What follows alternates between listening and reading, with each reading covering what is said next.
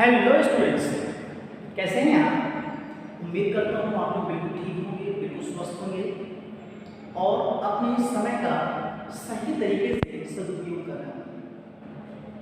Students, as you know that right now you are staying at your home and you are taking the online classes with the help of your study materials. So students, this is Virendra, your computer science teacher, and I am here to give you a most important lecture on Microsoft Excel. In the today's class, we are going to study about advanced feature of Microsoft Excel. What are the advanced features of Microsoft Excel? We have to learn about it. Okay. So students, right now in this video we will have a little bit of introduction about charts, and then we will understand about what are the various kinds of chart. Right. So this video belongs to class 6 to 8, and the person who are studying in class 6, 7 and 8, they can take the benefit of this. Okay. So right now the name of the chapter is Advanced Feature of Microsoft Excel, and the chapter number is 5. So before starting the class, I just want to give you a warm welcome to all my YouTube channel, and I also welcome you my viewers and the participants. Okay, so now it's time to start this class. So to have a best understanding in a better way, just we are going to have my laptop, and in that laptop we will describe the each and everything with the help of PowerPoint presentation. Okay, so now students, it's time to come to the laptop. Please come.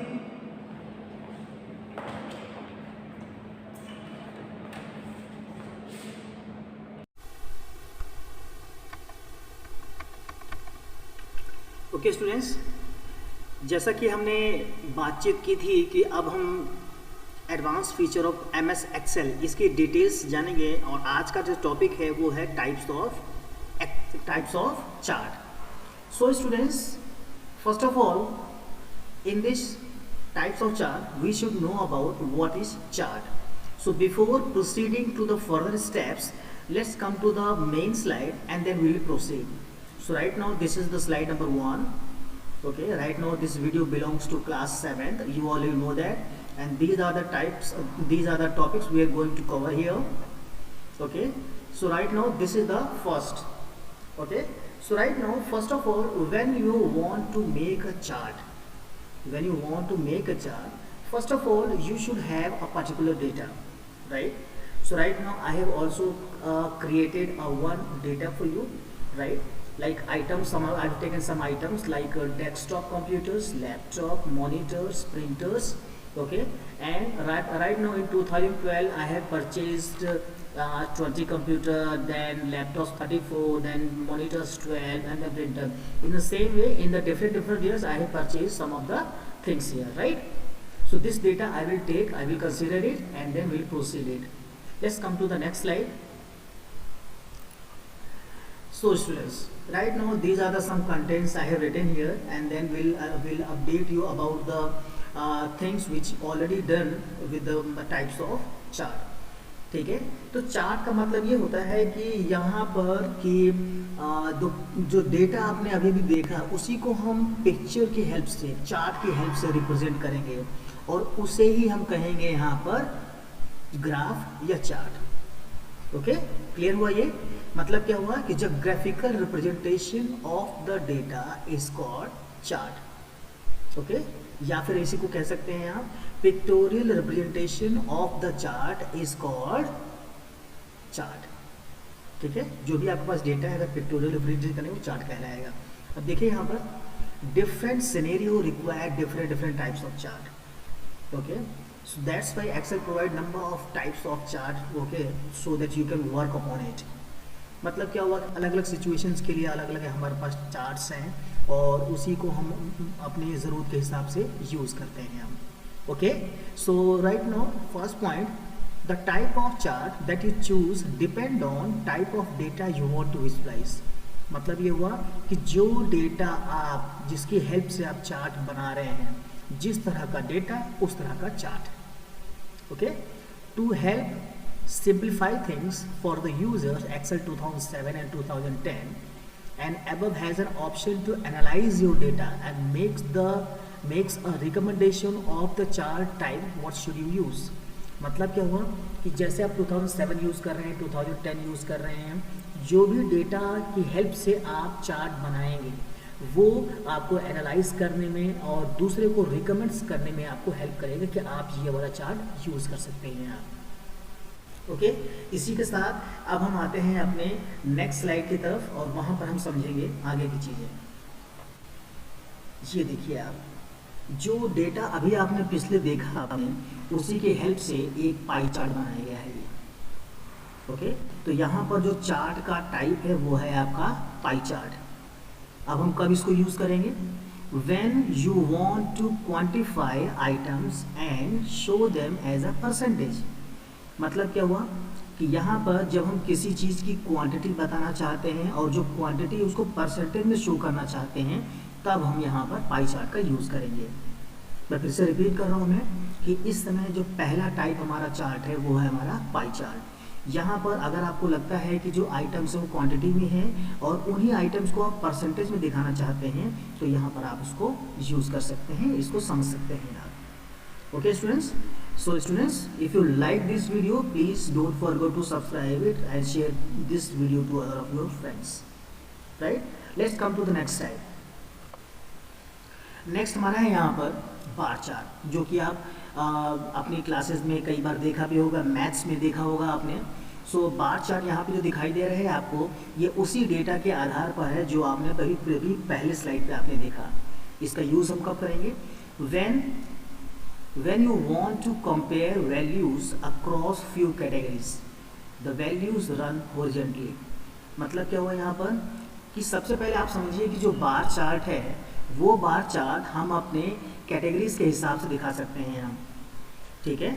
दूसरी चीज़ ये कि यहाँ पर bar chart आपको horizontally show किया गया है, इसको हम वर्टिकली भी शो कर सकते हैं हम।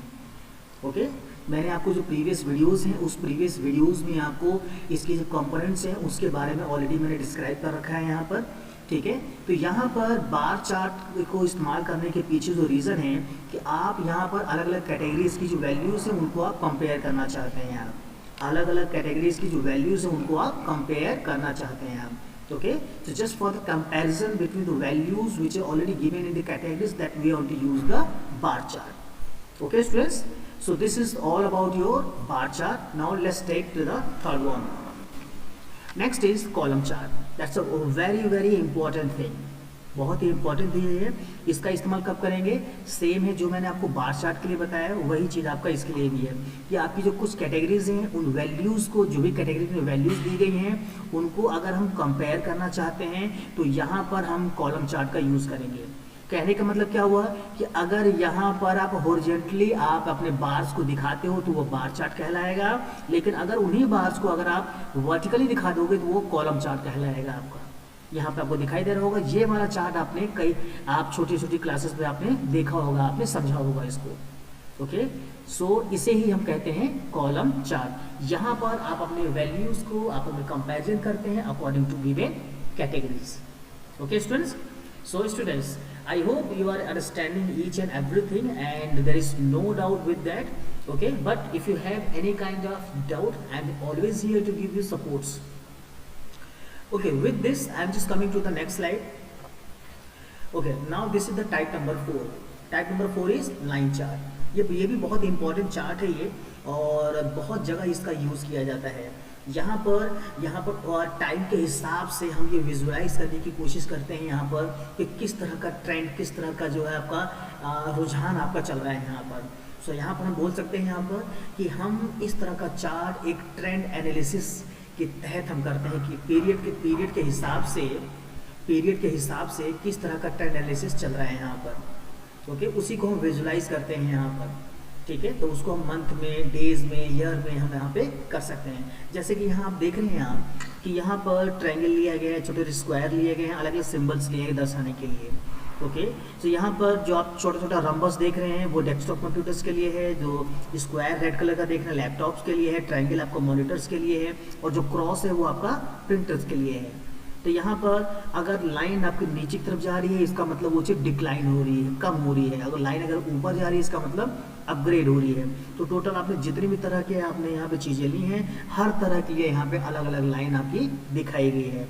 इसका मतलब ये हुआ कि हम यहाँ पर अपने अपने ट्रेंड एनालिसिस टाइम के हिसाब से हम कर सकते हैं। क्लियर हुआ ये?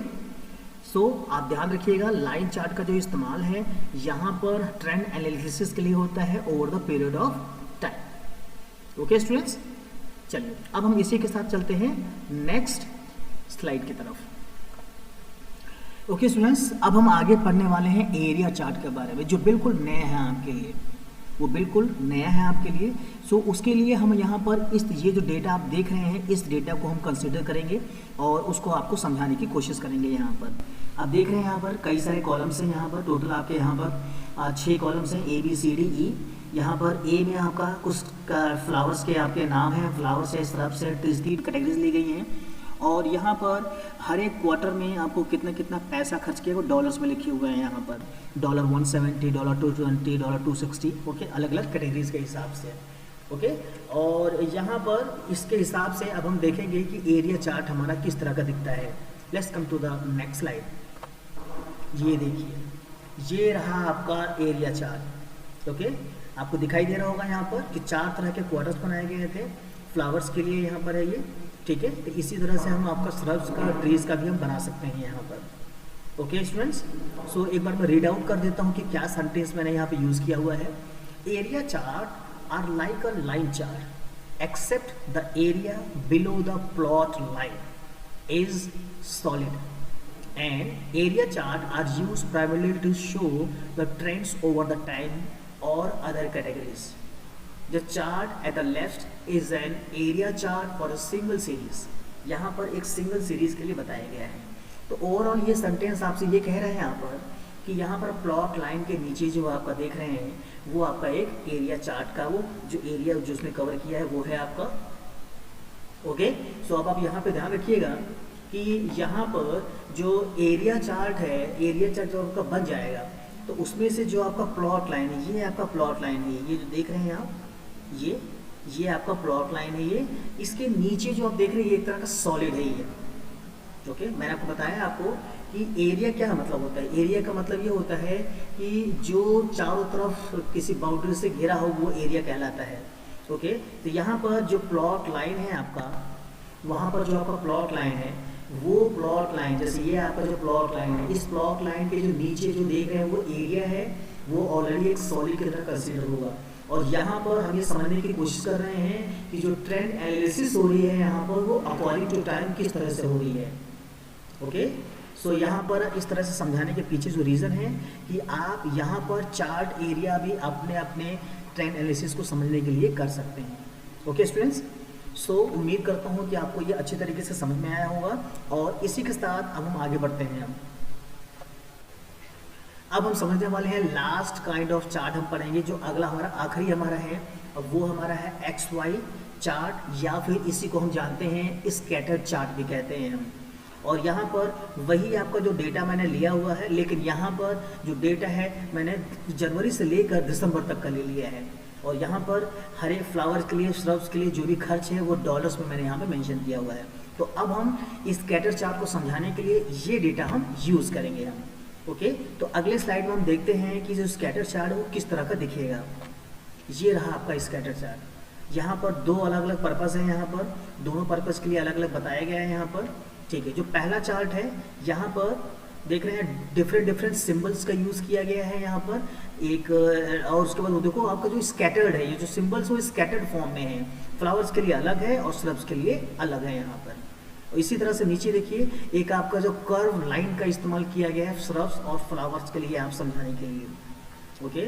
The purpose of scattered chart to observe how the values of 2 series compare over the time and to the other category also. मतलब यहाँ पे कि यहाँ पर स्कैटर चार्ट में भी हम कंपैरिजन को समझ रहे हैं यहाँ पर कि समय के हिसाब से 2 कैटेगरीज किस किस तरह से चेंजेस हो रहे हैं यहाँ पर। तो यहाँ पर देखा जाए जितने भी तरह के आपने चार्ट पढ़ लिए, आपने 2 ही चीज़ को ध्यान दिया। फर्स्ट वन कि कंपैरिजन, डिफरेंट कैटेगरीज के बीच में कंपैरिजन किस तरह से हो रहा है, और दूसरी चीज़ कि यहाँ पर जो trend analysis over the time वो क्या हो रहा है वो चीज़ समझने की कोशिश कर रहे हैं। ये दो ही पॉइंट हैं जो कि हम ग्राफ में समझने का प्रयास करते हैं। अलग अलग ग्राफ के लिए अलग अलग आपका होगा, किसी ग्राफ में कंपैरिजन के लिए होगा, किसी ग्राफ में ट्रेंड एनालिसिस के लिए होगा। ओके, इसी के साथ अब हम आते हैं नेक्स्ट स्लाइड की तरफ। नेक्स्ट स्लाइड हमें पढ़ना है कि चार्ट्स का इंपॉर्टेंस, यानी कि चार्ट इतना महत्वपूर्ण क्यों है, why it is important. Okay, number 1, the chart allows you to visualise data graphically. Yes, बिल्कुल ठीक है, आपका जो भी आपका चार्ट है वो आपका ग्राफिकली विजुअलाइज कर सकते हैं हम।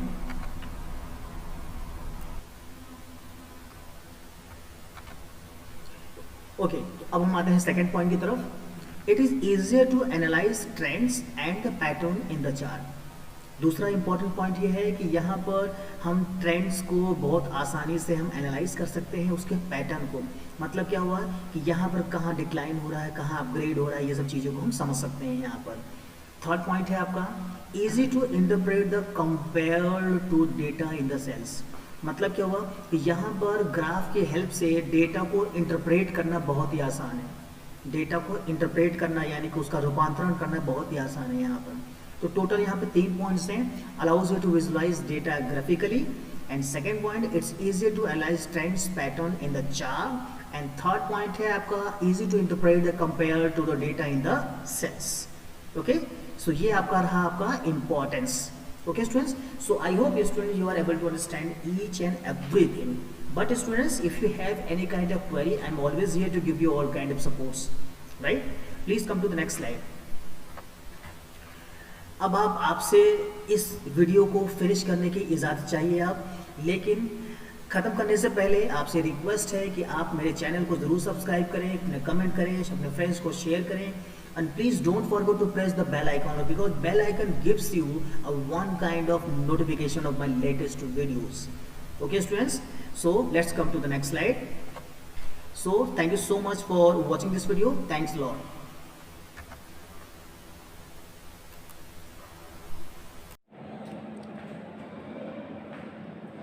Okay students, I hope you have understand each and everything what I have tried to give you.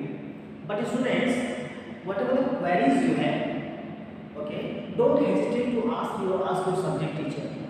Always get in touch with your subject teacher so that the teacher can able to resolve your queries as early as possible.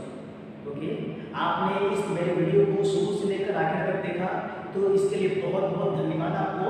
और इसी की तरह मैं आपसे request करूँगा कि मेरे जो प्रीवियस वीडियोस हैं उसको आप ज़रूर देखें। आप इसी चैप्टर के जो बेसिक्स हैं वो ऑलरेडी मैंने प्रीवियस वीडियो में आपको समझा रखा है। So just go through it and we'll have some practical demonstration about the same also, so that whatever the upcoming videos you will get, okay, you will have some practical demonstration that how to create the chart, what are the formatting features for the chart is. Okay, so once again I just want to say thank you so much for watching this video. So students, keep in touch with me, please subscribe my channel, like this video, and don't forget to press the bell icon. Okay students, so thanks a lot for watching this video. Thank you so much.